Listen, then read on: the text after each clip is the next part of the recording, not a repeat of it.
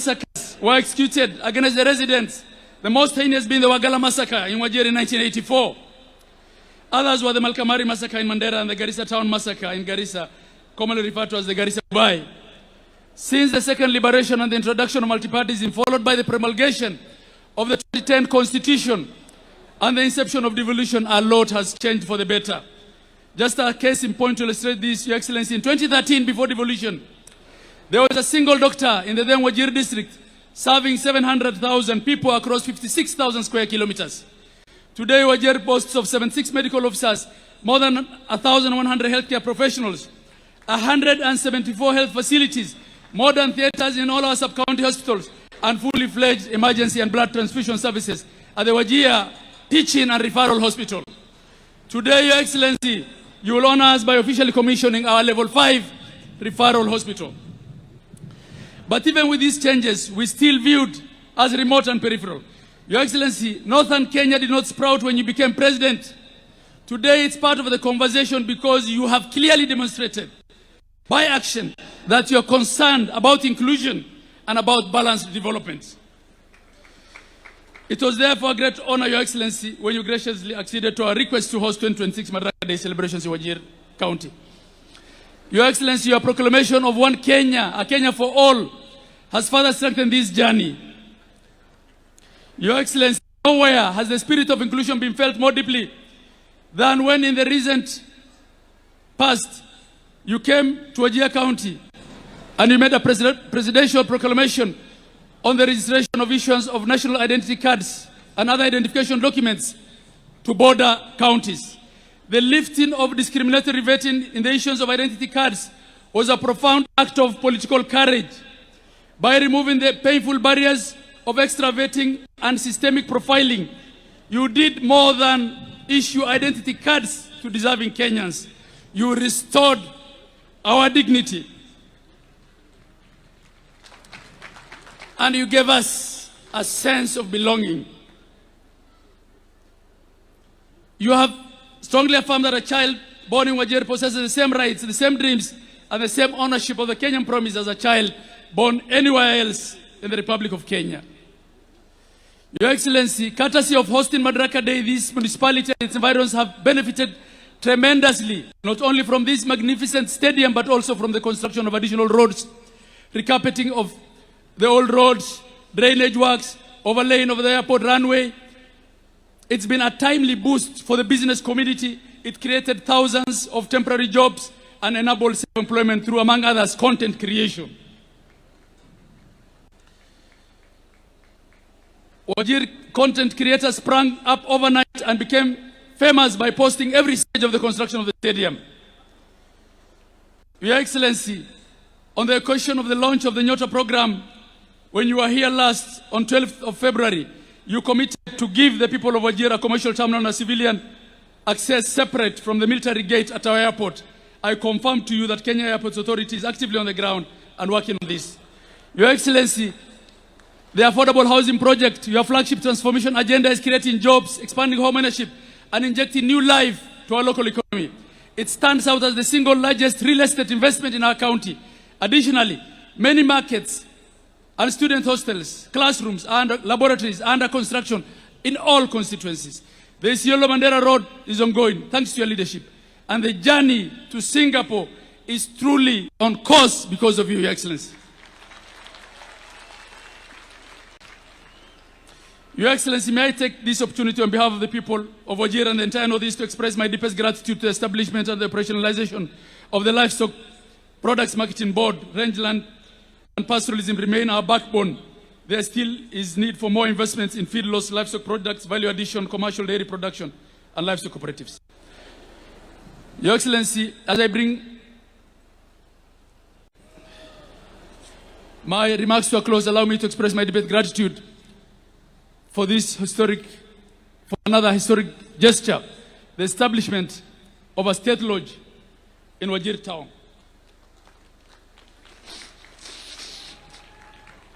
By placing a permanent seat of presidential presence here in Wajir, Your Excellency, you have brought the highest office of the Republic of Kenya to our people. In many years, in many ways, Your Excellency, you have become you have become our resident 001. I look forward to your holding of the first cabinet meeting at Wajir State Lodge.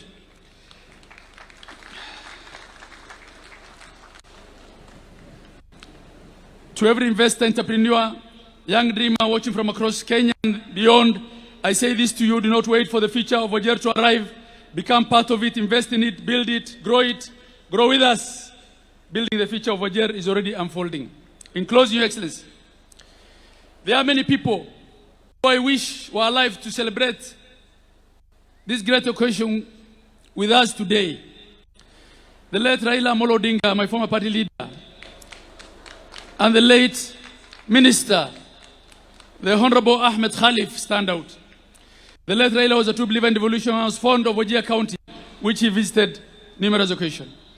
As for the Honorable, the late Minister Ahmed Khalif alayhi rahm, Your Excellency, I want to tell you that I am an accidental politician. I engaged in politics for the first time in 2002, not to contest, but to help the late Ahmed Khalif, a man I admired, to recapture his seat as his campaign manager. Your Excellency, it will be a befitting tribute for the people of Wajir in his remembrance to name this magnificent stadium the Honorable Ahmed Khalif Stadium. He was not only a political leader and a human rights champion, but also a religious leader who served as the Secretary General of the Supreme Council of Kenya Muslims. As I close, Your Excellency, once again, Your Excellency, on behalf of the people of Wajir, thank you. Asante sana. And as we say here, Mahat Sanit. Your Excellency, when you honor someone of our culture, and the highest honor is given to kings, Your Excellency, the community for the king contributes 100 camel. The elders of Wajir have said that you are our king, and they will give you 100 camel to be delivered by them at a place of your choice. You are our Sultan. It's now, Your Excellency, my distinct honor and privilege to invite His Excellency the Deputy President of the Republic of Kenya, Professor Abraham Kindiki Kithure, to make his remarks and invite Your Excellency.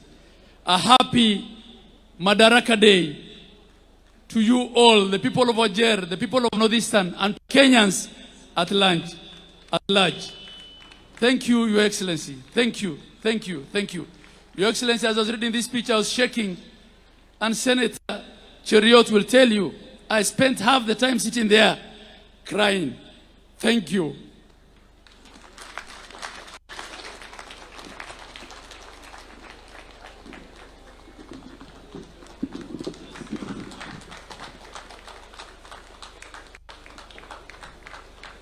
Wajir hoye!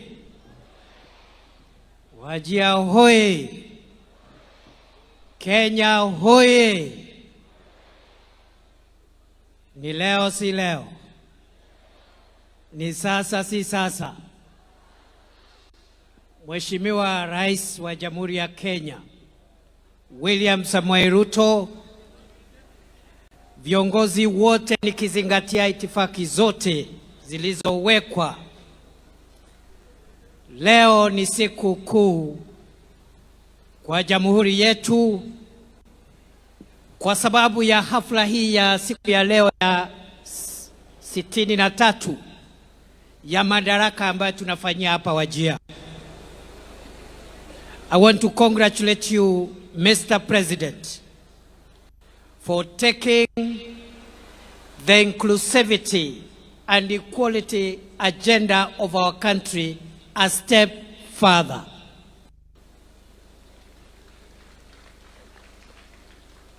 Katika miaka 63 ambayo imepita, tumepiga hatua muhimu katika maendeleo ya nchi yetu.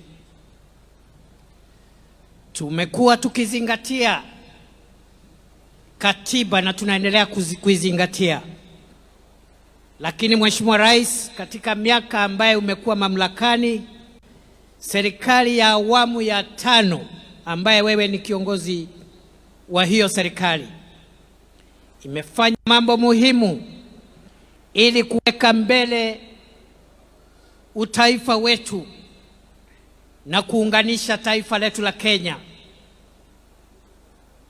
Umetoa utaratibu ambao ulikuwa unabagua wananchi kutoka sehemu hii ya kaskazini mwa Kenya, na sasa utaratibu wa kutoa stakabadhi za kitaifa zikiwemo vitambulisho, utaratibu ambao unatumika sehemu zote za Kenya, ndio utaratibu unatumika hata hapa Wajir na kaskazini mwa Kenya na pwani, na hakuna tena sababu ya kuwa na utaratibu tofauti ambao unalinganisha wananchi kulingana na dini zao ama maeneo ambao wametoka. Rais Ruto ni fire si fire.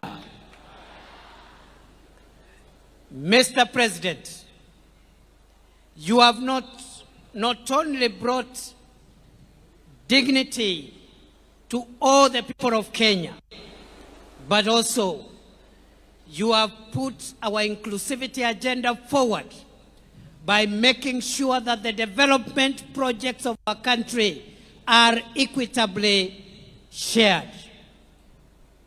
And Mr. President, we are looking forward to the completion of your famous road connecting Mandera to Ramu, to Gare, to Elwak, to Kobo, from Kobo to Kotulo, to Tarbaj, to Wajir, to Samata, to Modogashe, past Garbatula, all the way to Kulamawe and Isiolo.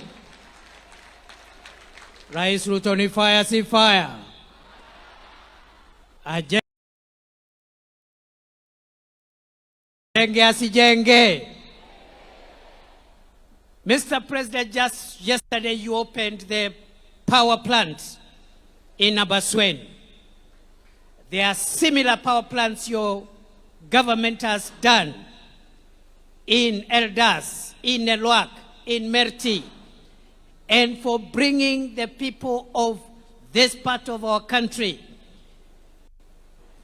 into the integrated energy and well-lit Kenyan nation. We salute you na tunasema uendelee rais.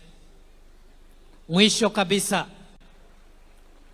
nataka nikupongeze Mheshimiwa Rais kwa sababu umesema ya kwamba vile umeanzisha hazina ya miundo msingi wa kitaifa, National Infrastructure Fund, umetuambia kwamba ile pesa mingi ya kujenga mabawa ya maji under the National Infrastructure Fund, most resources will be dedicated to arid and semi-arid lands, and that is going to change the fortunes of Wajir, northern Kenya, and the nearly 75% of the arid and arid lands of our country. Rais Ruto ni fire si fire. Aendelee asiendelee. Mr. President, today is your day. Allow me, with a lot of humility. It was never meant for some regions, fellow citizens. On Madaraka Day in 1963, our freedom fighters did something consequential.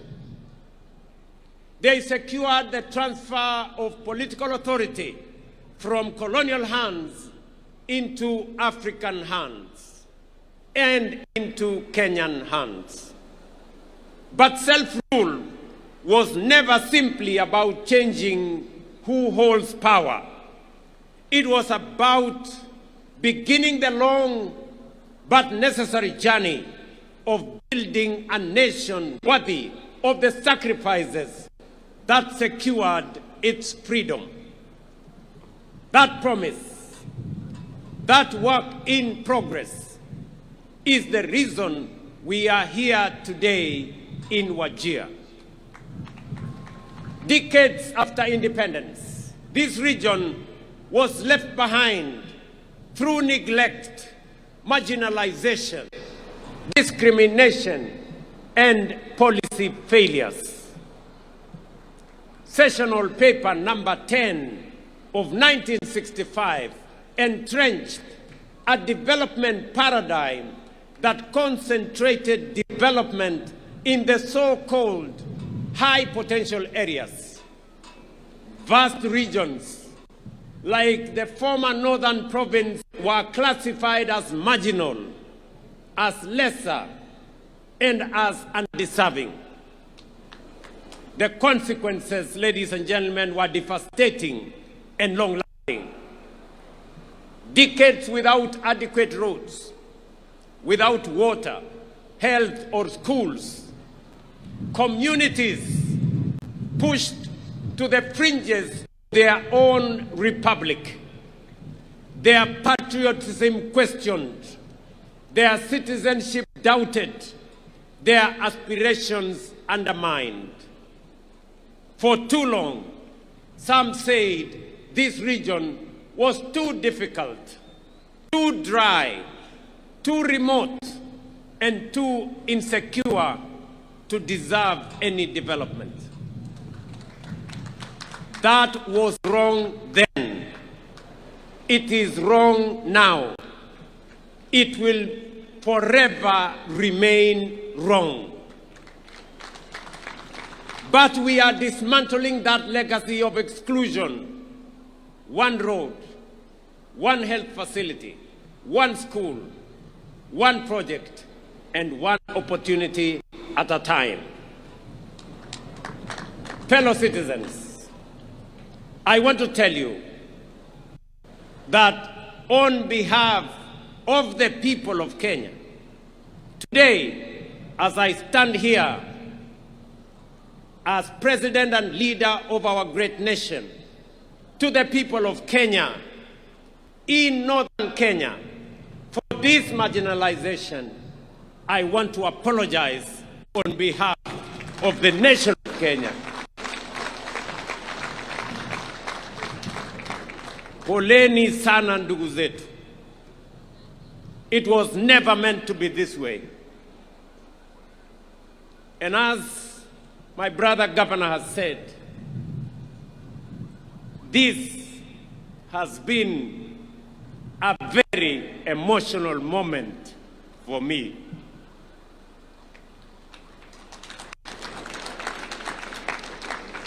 I want to tell you the story of Bakaja Ibrahim Osman. He was born here in Wajir, east of this county in the early 1960s. His parents were born here, but for years, every time Osman went to apply for identity card, the most basic document of citizenship, he was treated not as a Kenyan, but as a suspect, an illegal alien. Every time he was asked for extra documents, subjected to additional vetting, and sent from office to office, year after year. Osman was not alone. For more than 6 decades, this was the lived experience of hundreds of thousands of Kenyans in northern Kenya. Citizens were forced to prove they belong through a system built on suspicion, ethnic profiling, and bureaucratic humiliation. How could Osman and countless others like him be expected to pursue their dreams and build their future?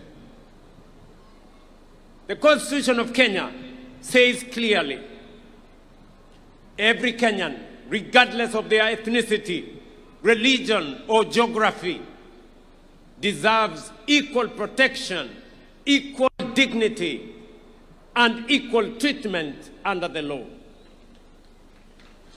That is why in February 2025, right here at Orahes grounds in Wajir town, I signed the Presidential Declaration on registration and issuance of IDs and birth certificates in northern Kenya and other counties, ending that system of discrimination.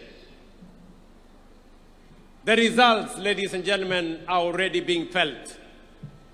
Citizens like Abdirahman Ali Osman and Mariam Isaac Mohammed, both born in 2007 here in Wajir County, were among thousands of young Kenyans who turned 18 last year and walked away with their national identity cards. No hurdles, no extra documentation, no discrimination, no humiliation, just their rightful documents in their hands on time.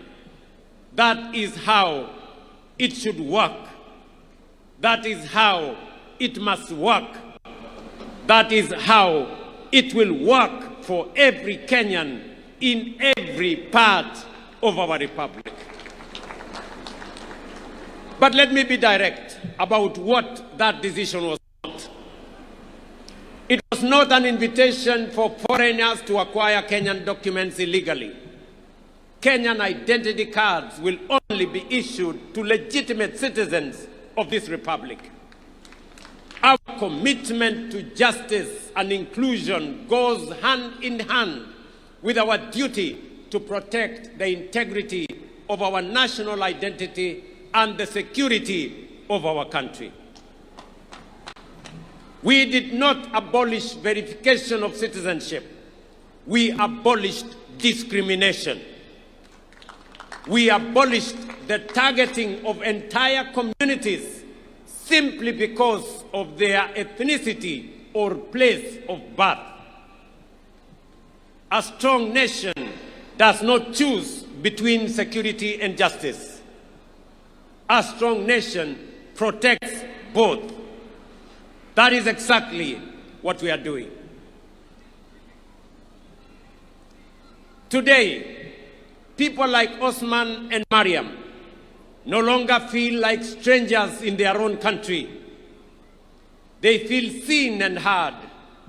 They feel recognized. They matter and they belong.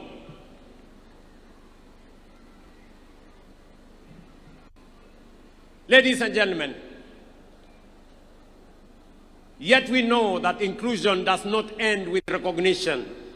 It must be reflected in people's daily lives, in the education of their children, the health that they access, the opportunities available to their young people, and the roads they travel on.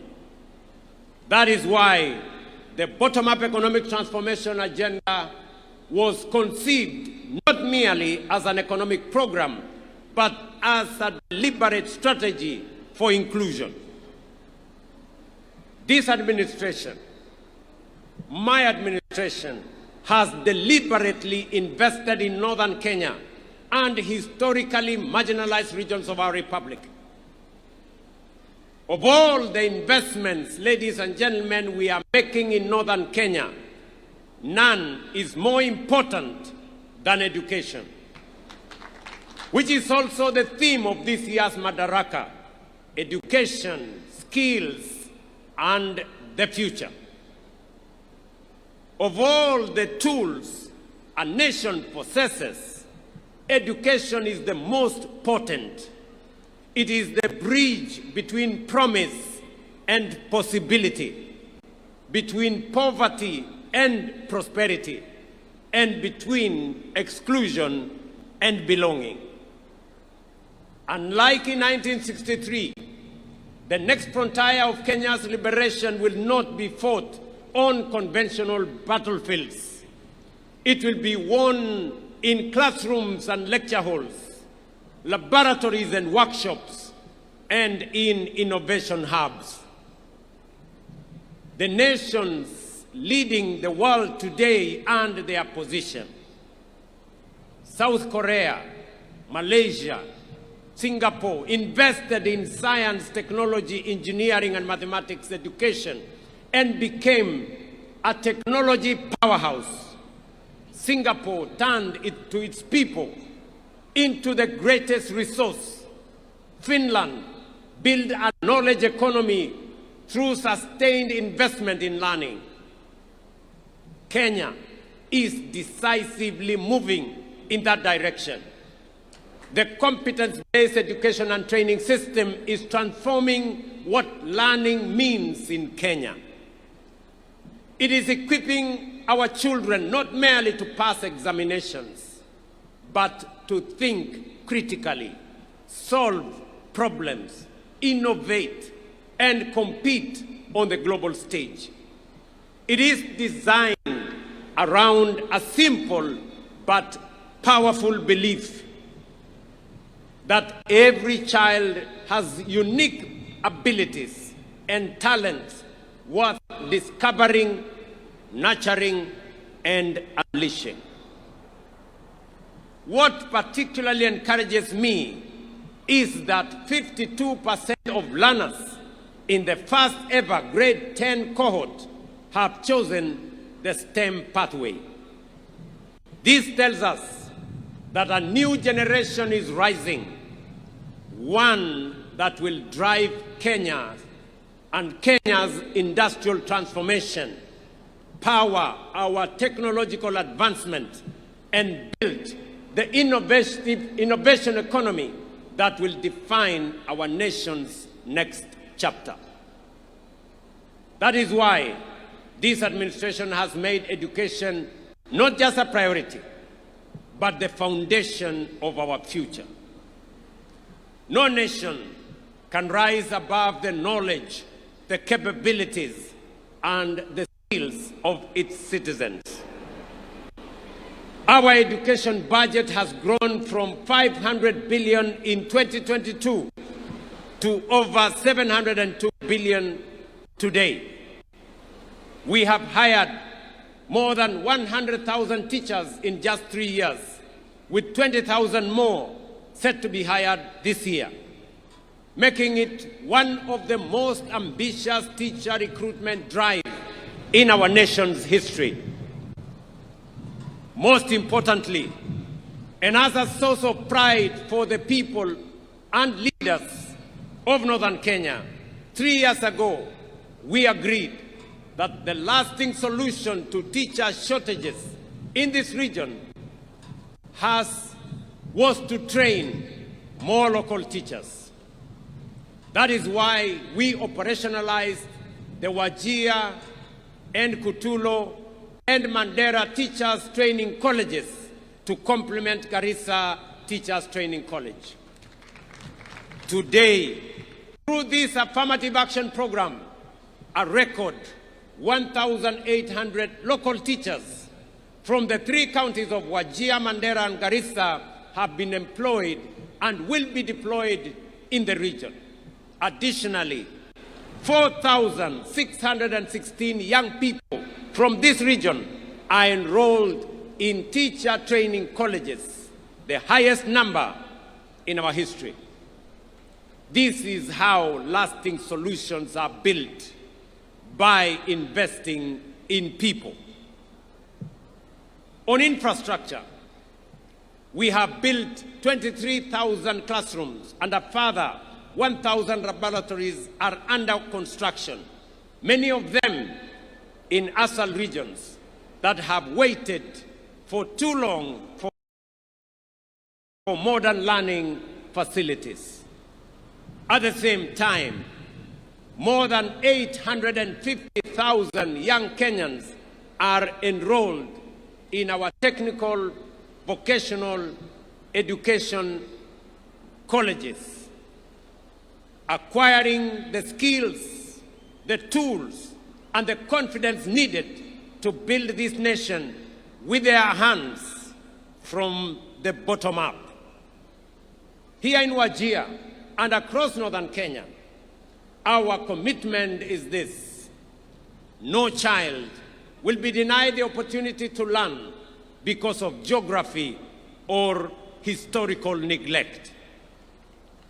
School feeding programs are already supporting 2.4 million learners in arid and semi-arid regions. While we continue to deploy teachers, build infrastructure, and expand digital connectivity across this region.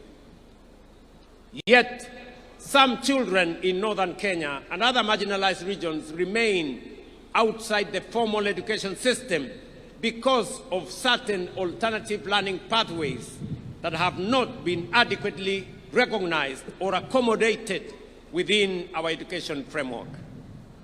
This challenge is particularly evident in the absence of a clear framework to recognize and integrate Duksi, Madrasa, and the program for pastoral instructions into the national education system. Today, I direct the Cabinet Secretary for Education to engage all relevant stakeholders and take the necessary measures under the Basic Education Act to consult widely and recommend appropriate measures for the formal integration of the same. This will ensure that every child, regardless of background or circumstance, has a recognized pathway into learning, skills, and opportunity. Every child deserves a door into learning. It is our duty to open every door. Yet, operating and opening the door for opportunity is only part of the journey. Inclusion must also mean access to quality healthcare, dignity, and well-being for every citizen. Today, of the 31.5 million Kenyans registered with the Social Health Authority, about 800,000 are residents of Wajir, Garissa, and Madaraka counties, representing one of the most significant expansions of healthcare inclusion since independence. To date, SHA has paid 8.1 billion Kenya shillings in claims for services provided in these 3 counties, demonstrating the transformative impact of this reform on access to quality healthcare. Beyond healthcare, ladies and gentlemen, inclusion must translate into opportunity for our young people. Already, more than 2,500 youth across all 30 counties of Wajir County have benefited from the Nyota program through business support, capital, training, and mentorship. Across Wajir, Garissa, and Mandera counties, more than 7,200 young people are beneficiaries.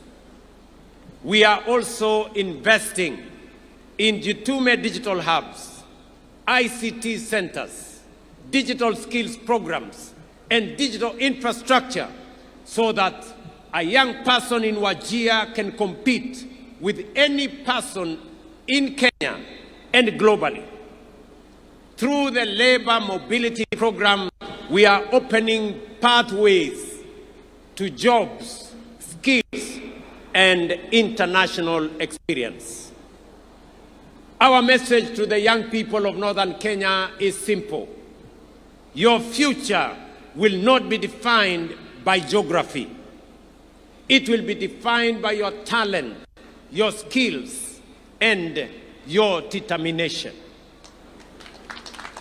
But talent and determination flourish where opportunity is accessible and infrastructure is strong. That is why we are investing not only in people, but also the foundations of economic transformation.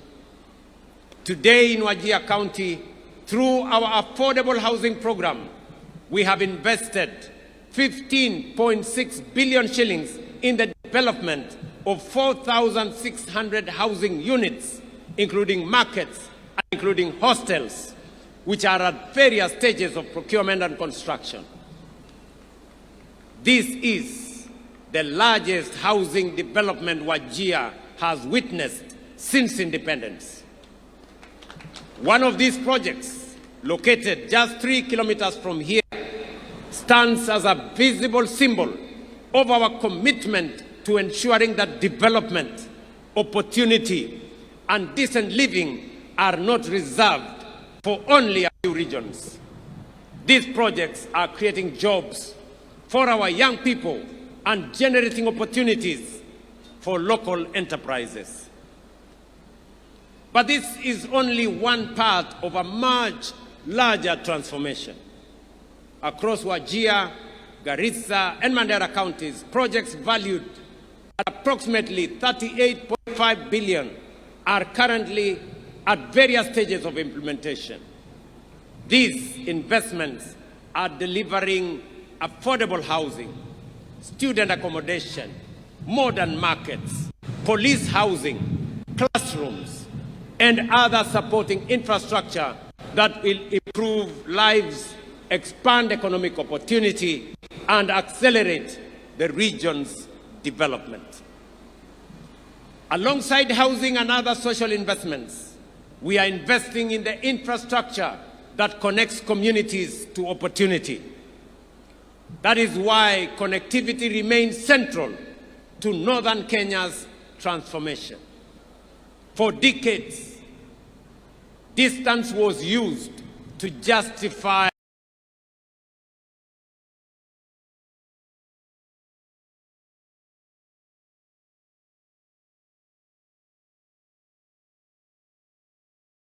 exclusion.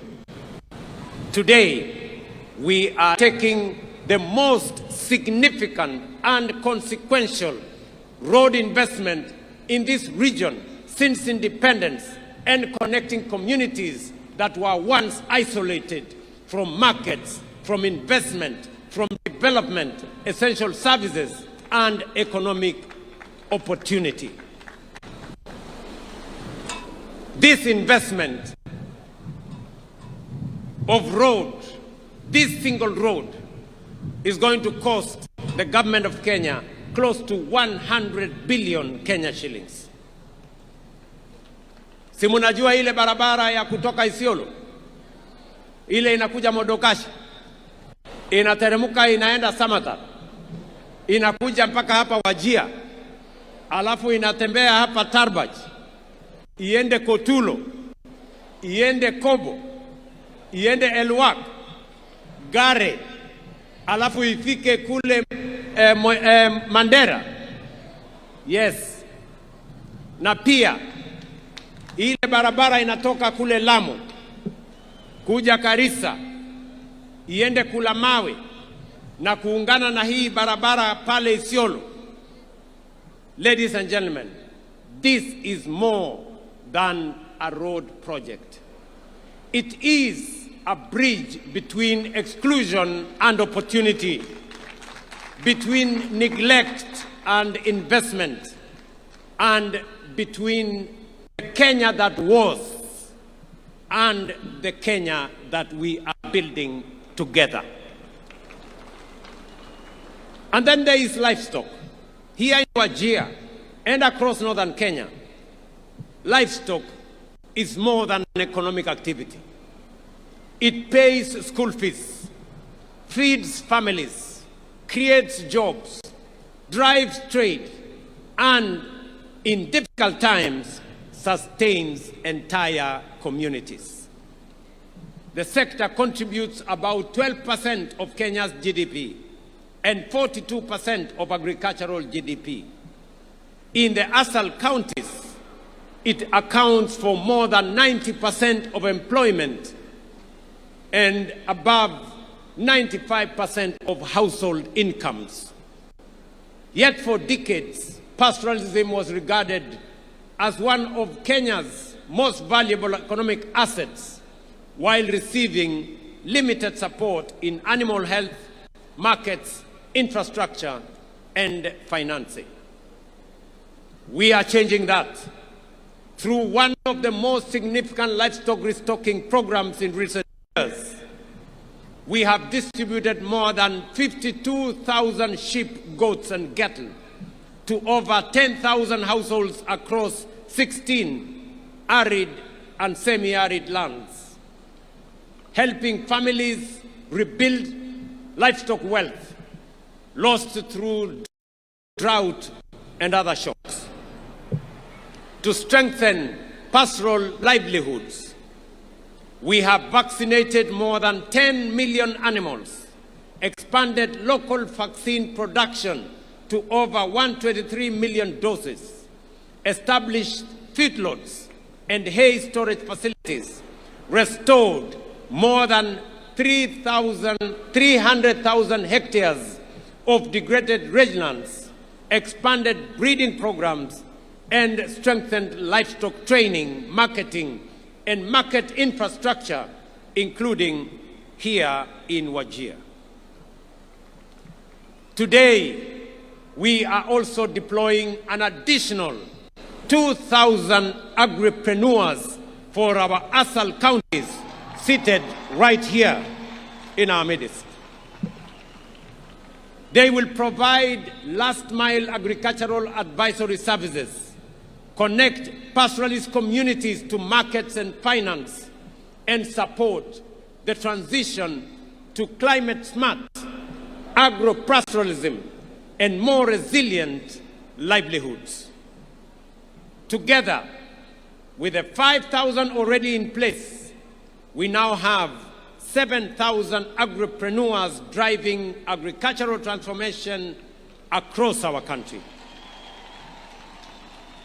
The results of this deliberate intervention are already visible. Meat exports have increased by 84% from Kenya shillings 8.9 billion in 2022 to Kenya shillings 16.4 billion in 2025.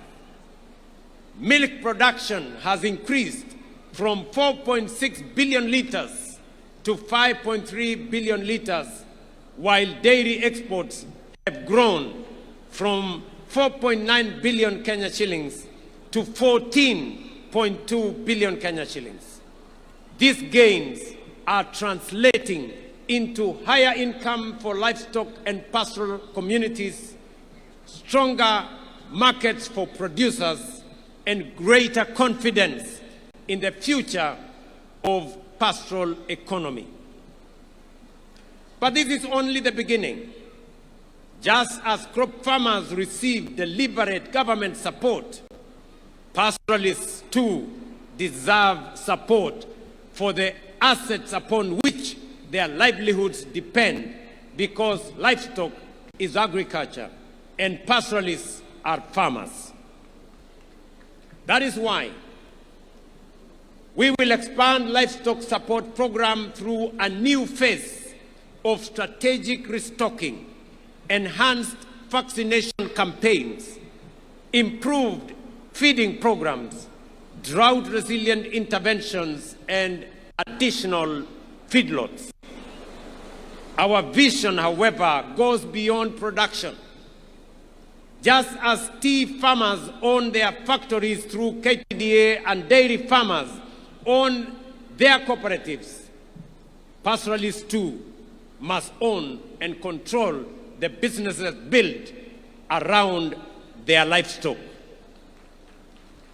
That is why we are establishing a Kenya shillings 5 billion county livestock investment company initiative to support more than 350,000 pastoralists across 21 ASAL counties to form and own livestock investment companies. Through these enterprises, they will gain access to markets, gain access to finance and insurance, and value add their produce. In phase 1, the initiative will improve the livelihoods of more than 2 million household members. I have directed the Ministry of Agriculture and Livestock Development, in partnership with county governments, to begin immediate registration of these companies across all the 21 ASAL counties. We will also operationalize the Livestock Enterprise Development Fund, establish a national strategic fodder reserve, strengthen pastoral cooperatives, fully roll out the animal identification and traceability system, and invest in the infrastructure needed to unlock premium export markets across Africa, the Middle East, and beyond.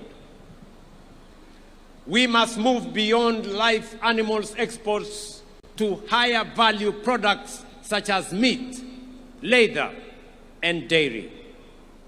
For long, many looked at livestock and saw subsistence. We look at livestock and see enterprise. We see exports. We see jobs. We see wealth. And we see northern Kenya becoming the gateway of Africa's livestock trade to the Middle East and to the world. This, ladies and gentlemen, is what inclusion looks like. This is what dignity looks like. And this is what we meant when we said we would leave no one behind. Ladies and gentlemen, fellow citizens, as we look to the future, we must also ask ourselves a bigger question. What will define the next chapter of Kenya's journey?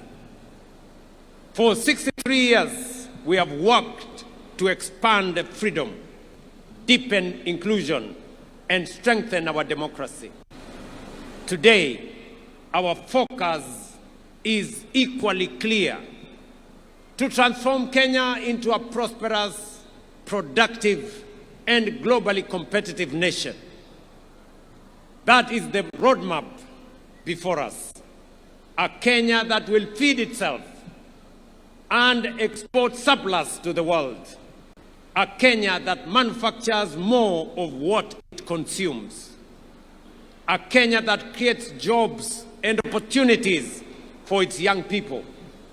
And a Kenya that competes confidently in the regional and global economy. Northern Kenya is not peripheral to that vision. It is central to it.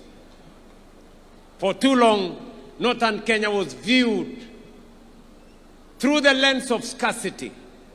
Today, we recognize its immense potential in renewable energy, livestock production, irrigated agriculture, trade, logistics, and regional commerce. Its strategic location at the crossroads of Kenya, Ethiopia, and Somalia places it at the heart of regional connectivity and economic opportunity. Positioned along the Lapsset corridor and between the Lamu and Turkana oil frontiers, Northern Kenya serves as a gateway to regional and global markets. Its people possess the resilience, the enterprise, and the determination that have sustained communities through some of the most challenging conditions anywhere that is imaginable. The future of Kenya's growth lies in unlocking the full potential of every part of our republic. That is why we are investing deliberately in Northern Kenya. Fellow citizens, if we are to unlock that potential, one resource will be fundamental: water. Water means irrigation. Water means food production, industry, resilience, and opportunity. That is why my administration has set the ambition to build 50 mega dams across the country, 200 medium and small dams, and thousands of micro dams. Projects that will bring 2.5 million additional acres under irrigation and food production and export production within the next 5 to 7 years. These dams, many in northern Kenya, including Isiolo on the Ewaso Nyiro Basin, the High Grand Falls Dam on Tana River, the mega dam on River Dawa in Mandera, right here in Wajir not to be specific, Butte Dam that has been in the work for many years, the Sikli Canal in Garissa, Lowat in Turkana, Narosura in Narok, Aror in Elgeyo Marakwet are among the many that are in our priority list. Each of these dams is a statement that no county is too remote to deserve investment, and no river too far to be harnessed for the good of Kenya. What was once called remote will become strategic, and what was once neglected will become indispensable to our food security, our prosperity, and the future we are all building together. Fellow citizens, 63 years ago, our founding generation secured political freedom.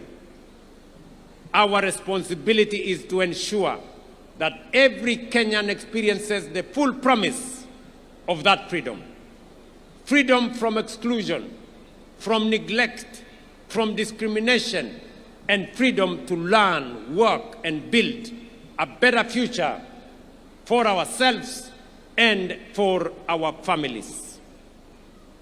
For decades, some parts of our country were told they were too distant, they were too dry, too difficult, or too marginal to matter.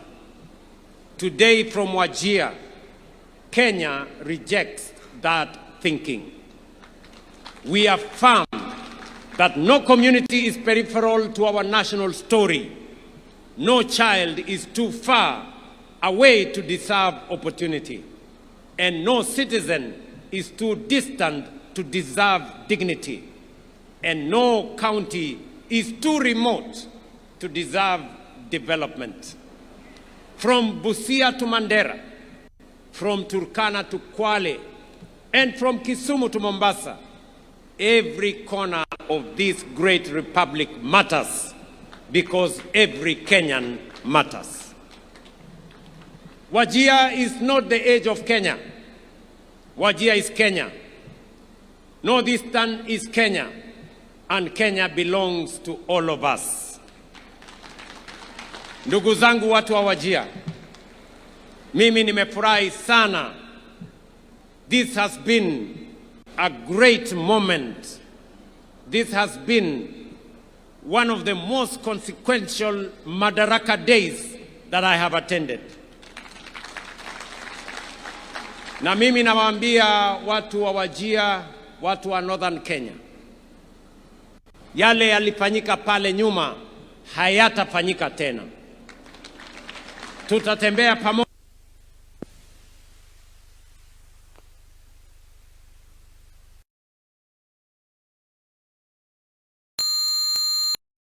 Jengo kwa muda mfupi, mimi nitahakikisha kwamba imekamilika na imekuwa kiwango ya